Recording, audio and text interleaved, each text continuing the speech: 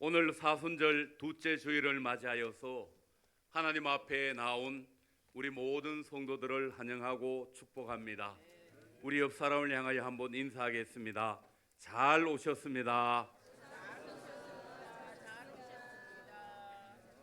우리 성도님들 한 사람 한 사람이 우리 하나님이 이 시대에 찾으시는 바로 그 예배자가 되어지기를 간절히 소망합니다. 예수님은 그의 사역을 시작하시면서 12명의 제자를 선택하여 부르셨는데 그 12명의 제자 가운데 베드로가 수제자였고 첫 번째였습니다. 예수님의 특별한 사랑을 받았고 베드로는 여러 사역에 함께 동참하였습니다. 다른 제자들이 참석하지 못하는 자리에 베드로는 참석하는 특별한 영광을 누리기도 하였습니다. 베드로는 예수님이 변화산에서 영광스러운 모습으로 변화되어서 모세와 엘리야와 더불어 말씀을 나누는 신비로운 모습을 보게 되었습니다. 이때 다른 제자들은 그 자리에 있지 아니하였고 산 아래에 있었습니다. 예수님이 해당장 야이로의 딸을 살릴 때에도 다른 제자들은 참석하지 못하였지만 베드로는 예수님과 함께 그 자리에 참석하여서 죽은 딸을 살리는 모든 광경을 직접 보게 되었습니다. 베드로는 예수님을 따라서 물 위를 걷게 되는 기적의 역사를 경험하기도 하였고 모든 사람들을 놀라게 하는 신앙의 고백을 하기도 하였습니다. 이렇게 베드로는 예수님의 수제자가 되어서 모든 사역에 동참하는 영광을 누리게 되었습니다. 아마 예수님이 세상의 왕이 된다면 베드로가 예수님 다음으로 가장 높은 자리를 차지하게 될 것이라는 기대감을 가지고 늘 주님을 따랐습니다. 그러다 보니 베드로는 늘 우쭐하게 되었고 그 마음의 자신감이 차고 넘쳤습니다. 내가 모든 제자 가운데 첫 번째다.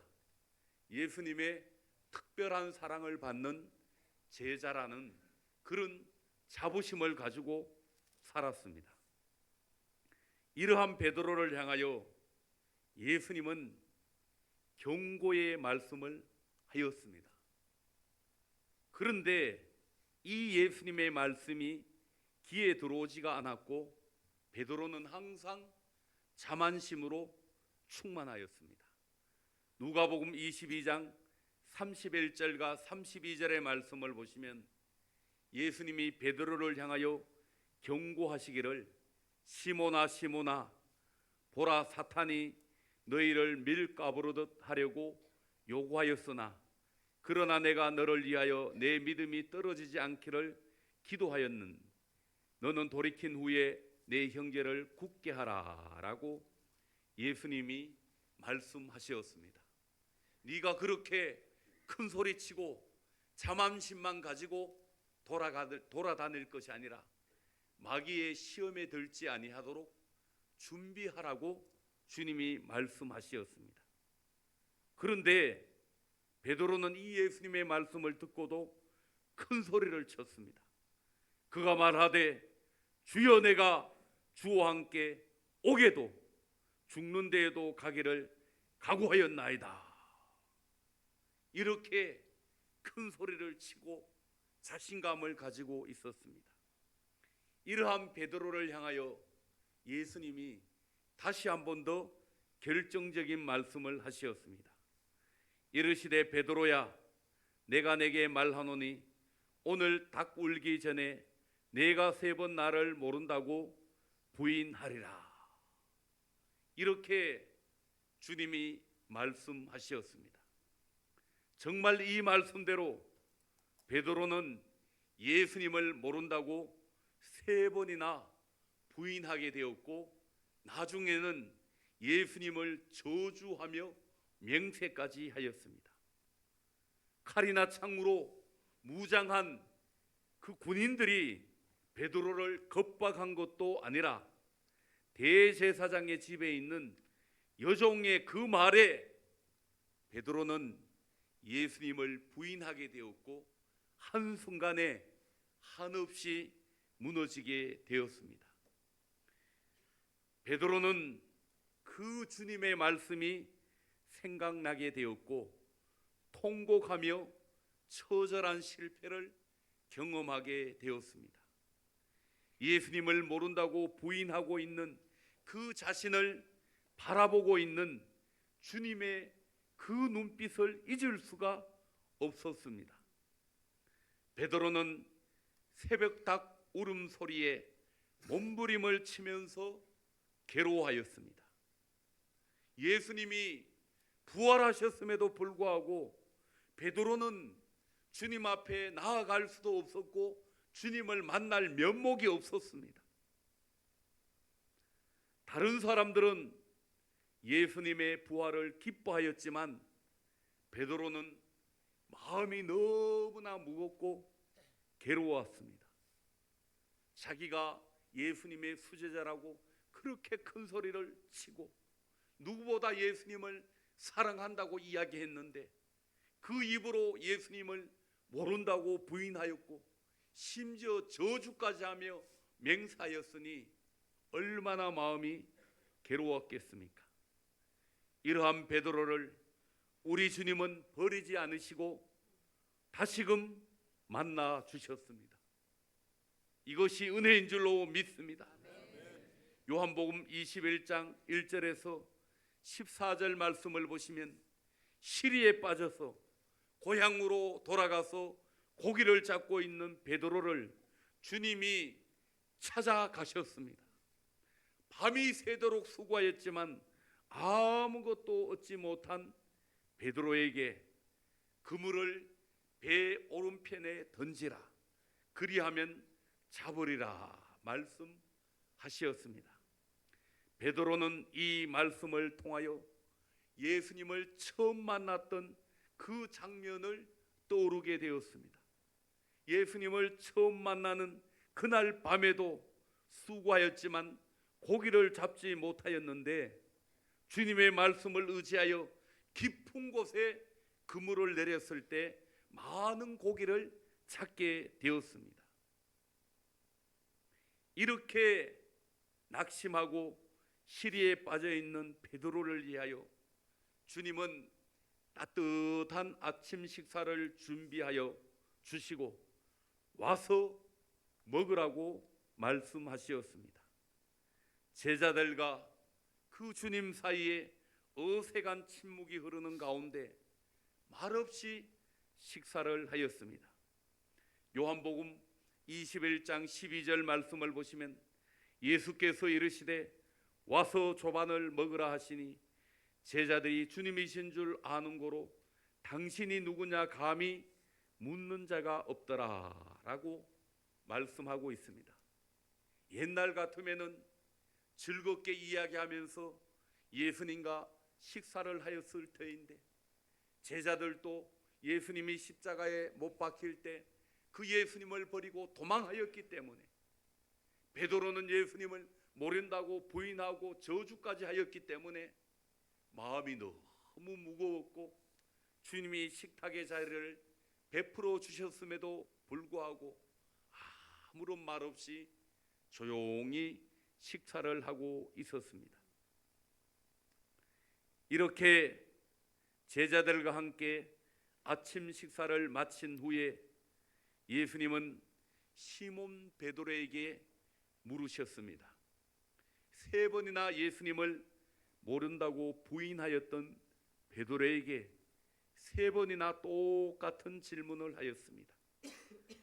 요한의 아들 시몬아, 내가 이 사람들보다 나를 더 사랑하느냐라고 물으셨습니다. 죄책감으로 인하여 마음이 무너진 그 베드로에게 예수님은 동일한 질문을 3번이나 하시었습니다. 15절 말씀에 나오고 있는 요한의 아들 시몬아, 내가 이 사람들보다 나를 더 사랑하느냐라는 이 말씀은 2가지의 의미로 해석을 할 수 있습니다. 첫째, 15절 말씀에 나오는 이 사람들을 말씀 그대로 사람으로 해석하면은 여기에 있는 다른 모든 사람들보다 나를 더 사랑하느냐라고 해석을 할 수 있습니다. 둘째, 15절 말씀에 나오는 이 사람들을 사물로 해석을 하면은 여기에 있는 배나 그물이나 고기와 같은 다른 것들보다 나를 더 사랑하느냐라는 의미로 해석을 할 수 있습니다. 여러분, 이 말은 2가지 다로 해석을 할 수 있습니다. 그래서 여러분들 성경책 보시기 바랍니다. 성경책 보시면은 15절 말씀 가운데 보시면은 이 사람들보다라는 그 말에 1이라는 숫자 적혀 있습니까? 적혀 있는 책이 좋은 성경책입니다. 그 1이라는 숫자를 제일 밑에 보면은 뭐라고 나옵니까? 또는 것들보다 이렇게 나옵니다. 이 말은 사람으로 해석을 할 수도 있고 사물로도 해석을 할 수 있다는 뜻입니다. 원어를 그렇게 해석할 수 있다는 말씀입니다. 정리를 해보면은 예수님은 베드로의 마음과 베드로가 가지고 있는 사랑을 확인하기 위하여 질문을 하였습니다. 다른 모든 사람들보다 또는 세상에 있는 모든 것들보다 주님을 더 사랑하느냐라는 그러한 질문이었습니다. 베드로는 실수하고 실패하여 의기소침한 가운데 있지만 여전히 예수님을 사랑하고 그 예수님을 향한 열정과 애정을 가지고 있었습니다.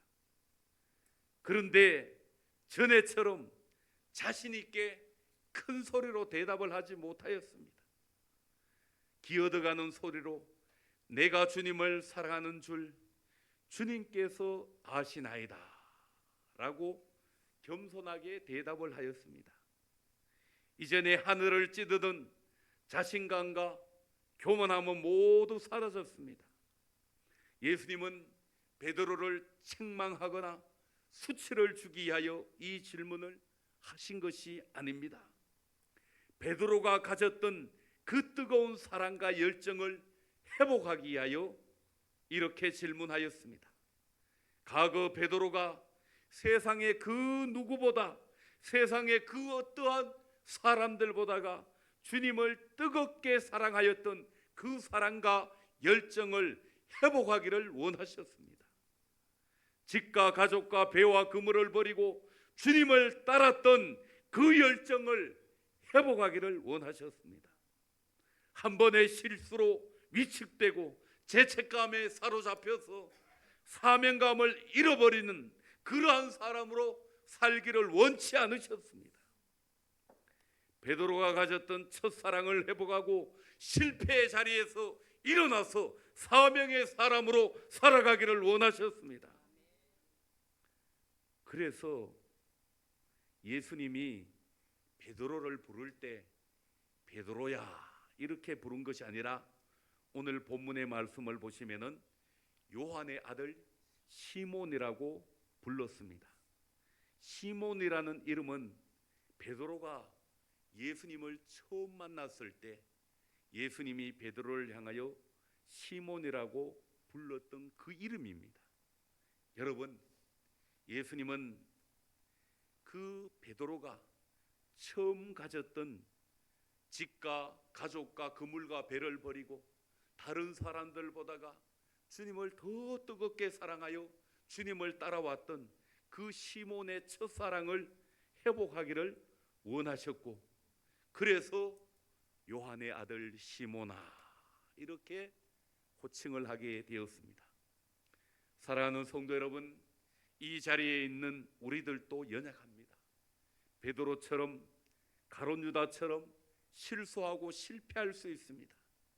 그런데 그 한 번의 실수와 실패로 모든 것이 끝나고 우리의 모든 것이 평가될 수는 없습니다. 사람은 누구든지 실수와 실패의 자리에서 일어나서 변화될 가능성이 얼마든지 있는 줄로 믿습니다. 옆 사람에게 한번 인사하겠습니다. 당신은 얼마든지 변화될 수 있습니다.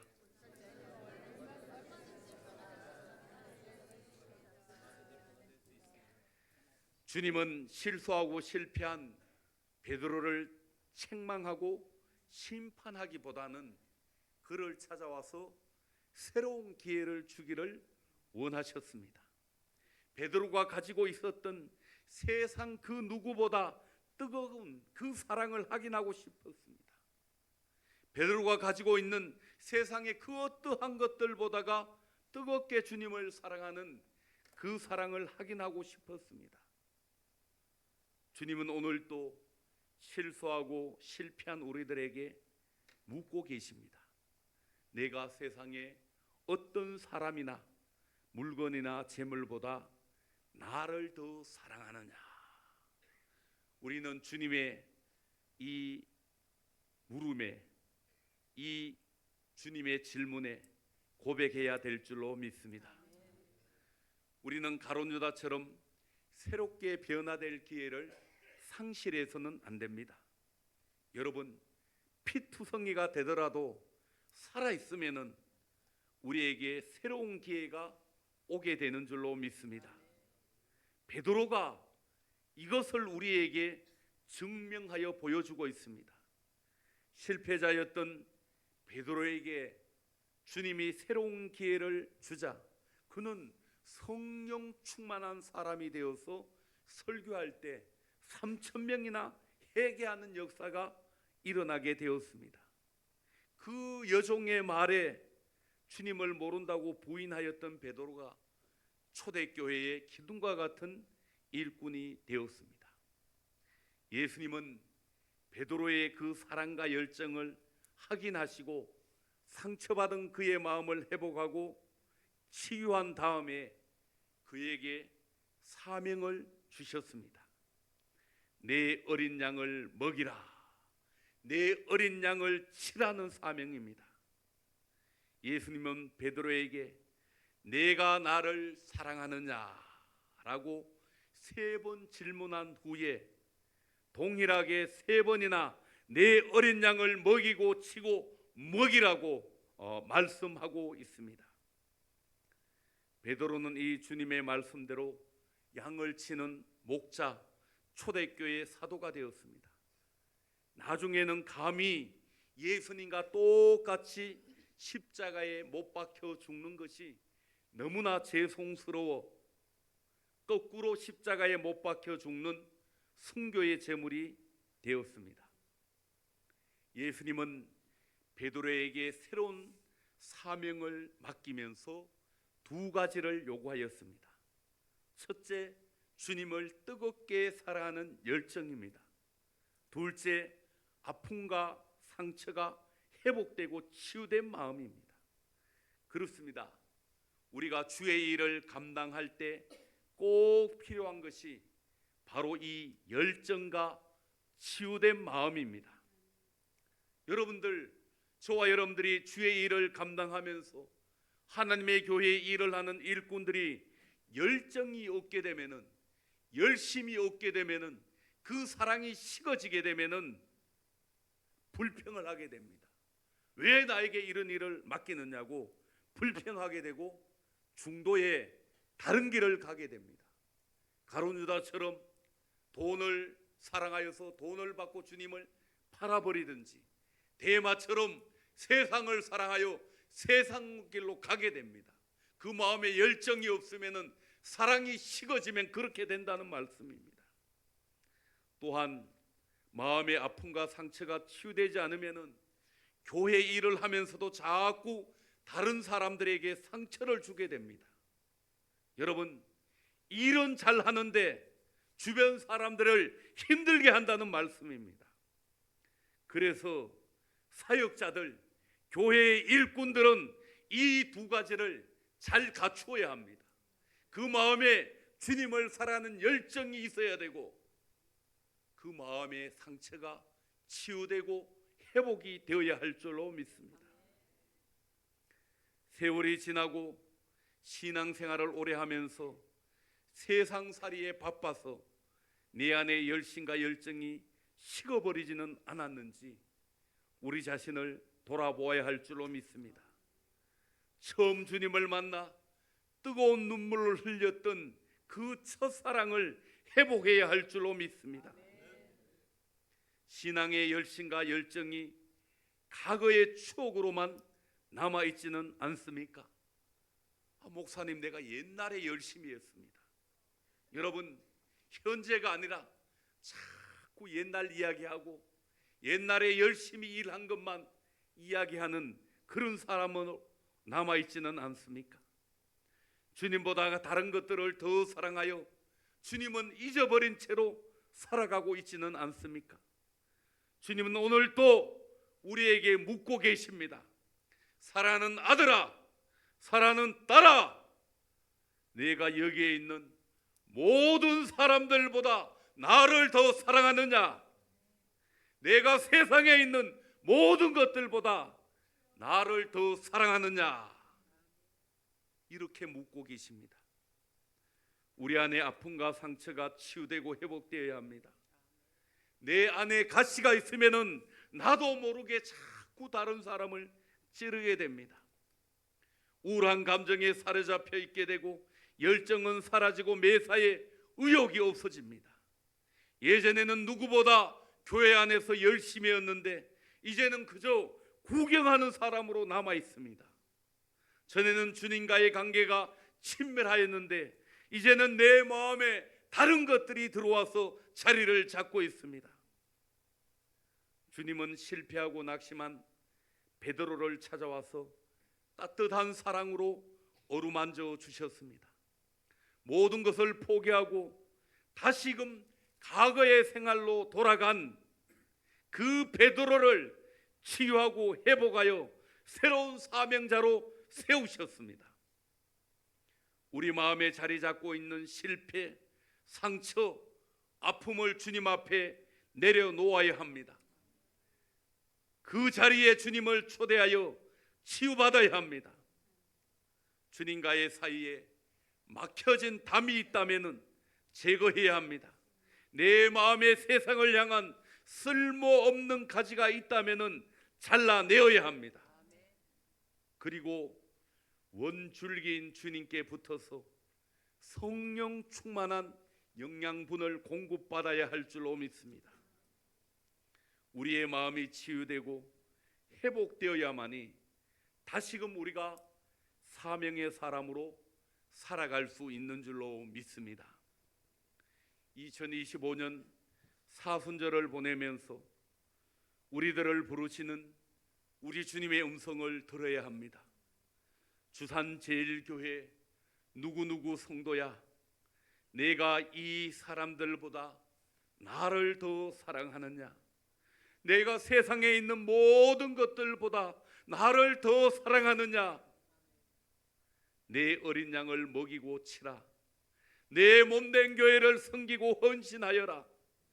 이 주님의 음성을 들어야 할 줄로 믿습니다. 우리의 신앙적 열심과 열정을 회복하여 사명의 사람으로 교회 일을 하는 일꾼으로 거듭나야 할 줄로 믿습니다. 실패와 좌절 가운데 있었던 우리의 마음이 치유되고 회복되어서 각자에게 주어진 주의 일을 잘 감당해야 할 줄로 믿습니다. 과거에 매여 있는 사람이 아니라 현재와 미래를 향하여 나아가야 합니다.